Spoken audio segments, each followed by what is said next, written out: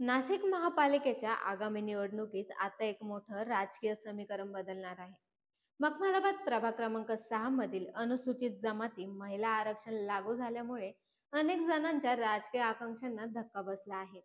या आरक्षणामुळे अनेक टर्म नगरसेवक असलेले पुंडलिक खोडे यांचा कट बसला आहे आणि आता या जागेसाठी नवीन चेहऱ्याचा शोध सुरू झाला आहे. या भागातील मागील निवडणुकीत भाजप, शिवसेना आणि राष्ट्रवादी यांच्यात चुरशीची लढत पाहायला मिळाली होती. मात्र यंदा आरक्षण बदलामुळे समीकरणे पूर्णपणे उलटली आहे. नमस्कार, मी मयुरी आणि तुम्ही बघत आहात जागर महाराष्ट्र न्यूज. राष्ट्रवादीतून भाजपात दाखल झालेले डॉक्टर जगन्नाथ तांदळे यांच्या पत्नीची उमेदवारी या आरक्षणामुळे साकार होण्याची शक्यता वर्तवली जात आहे. चित्रा तांदळे यांनी मागील निवडणुकीतही पुंडलिक खोडे यांना चांगलीच टक्कर दिली होती.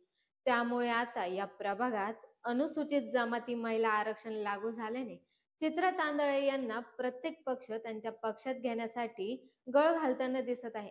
प्रभाग क्रमांक 6 मध्ये आता महिला नेतृत्वासाठी एक नवं राजकीय केंद्रबिंदू बनू शकतं. आरक्षणामुळे पक्षांची आंतरिक राजकारणही तापली आहेत. ज्यांनी वर्षानुवर्षे या भागात काम केलं त्यांना आता आरक्षणामुळे मागे राहावं लागणार आहे.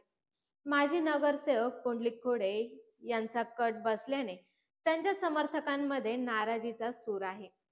तर दुसरीकडे नवीन उमेदवारांना या आरक्षणातून राजकारणात प्रवेश करण्याची सुवर्ण संधी मिळाली आहे. प्रभाग क्रमांक 6 मध्ये लागू झालेलं अनुसूचित जमाती महिला आरक्षण हे फक्त एक प्रशासकीय बदल नाही, तर ते स्थानिक राजकारणाचं नवीन समीकरण आहे. आता पाहावं लागेल की भाजप, शिवसेना आणि इतर पक्ष या बदलाला कसं सामोरं जातात आणि कोण ठरणार या नव्या आरक्षणाच्या पार्श्वभूमीवर जनतेची पहिली पसंती. अशाच नवनवीन व्हिडिओ पाहण्यासाठी आजच आमच्या चॅनलला फॉलो करा.